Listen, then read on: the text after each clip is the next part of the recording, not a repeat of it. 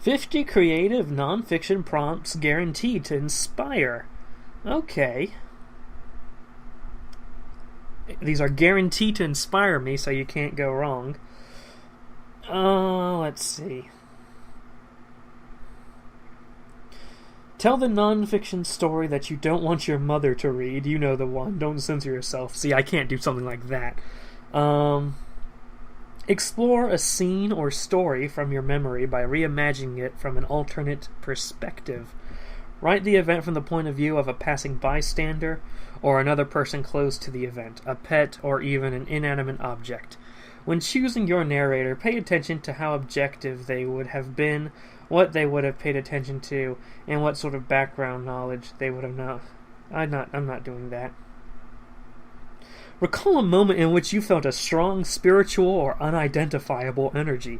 Describe the scene in vivid detail with special attention to the senses. Connect that scene to your own relationship with your own religious beliefs or lack thereof. Examine how you incorporated that experience into your world. Okay, let's talk about freaking spirituality, I guess, if that's what this is going to be talking about. Spirituality is weird.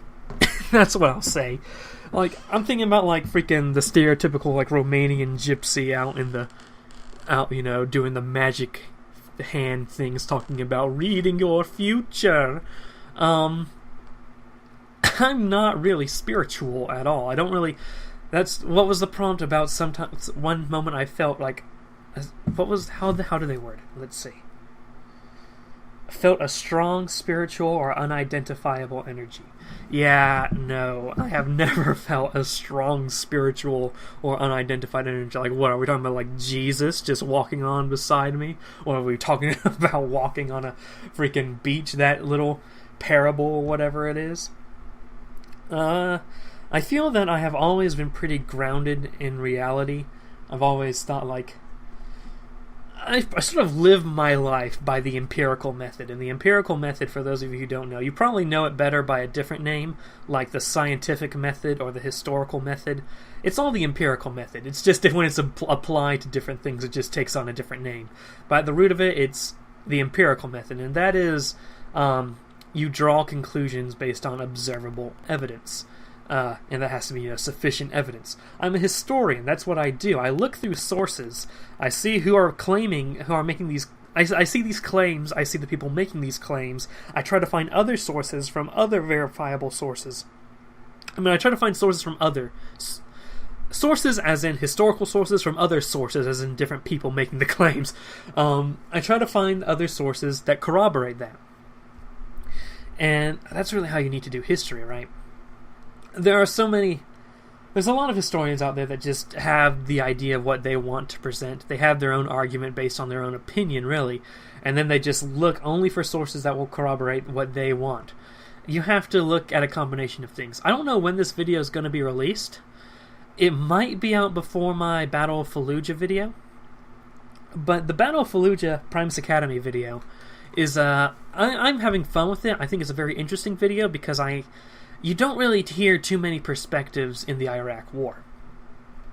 However, in the United States, the Iraq War is U.S. soldiers, probably friends you had in high school, going out in this sandy area, and they're wearing this, all this bulky equipment. They're just sitting around in a base, and all of a sudden they get shot at every now and then.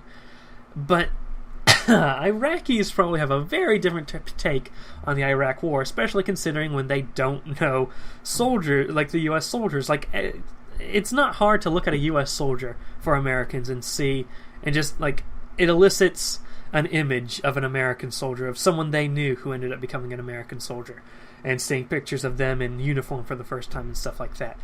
For Iraqi civilians, it's just all of a sudden these guys in heavy armor show up with guns. So you get very interesting perspectives that we don't really hear too much of the Iraqi perspective outside of when it's used for a political narrative. But what I really liked about my Battle of Fallujah video, which hasn't completed editing yet, so I don't even know if it's released by the time this video comes out, but it looks at different perspectives. You'll get perspectives of Marines in Fallujah and how they had to deal with ridiculous stuff. Then you'll get the perspective of this journalist who's in this medic clinic, one of the only clinics active in the city, and he has all these civilians coming in that have been shot by sniper fire. And it's just a very contrasting narrative from two sources. One is seeing the civilians give up hope on the American soldiers. It looks, from their perspective, it's just a turkey shoot of civilians. Then you go to the Marines' perspective and how they're just trying to chill out. Then all of a sudden a rocket comes in and stuff like that. It's just very interesting. And I think, objectively speaking, assuming both stories are true, both stories are valid. And I don't know what I meant by that. If both are true, then both are valid. But what I mean is, I don't think we can ignore stuff we don't like to hear, I guess. Now, how does that go back to the empirical method? I don't go into a Primus Academy video with my own ideas of what happened, and then only look for sources about that support what I think happened. When it comes to spirituality, I think people, and religion too, I think people sort of have that, go down that route of,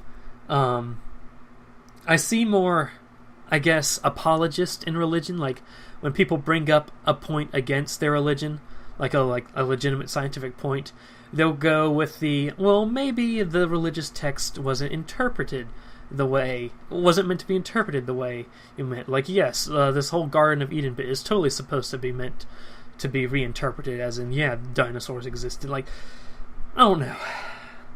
I feel very grounded in reality. I feel that, if a tree falls in a forest doesn't make a sound, we can have evidence that trees falling in forest, when people are there, do make sounds. It would stand to reason that trees falling in a forest when no one's there still make sounds.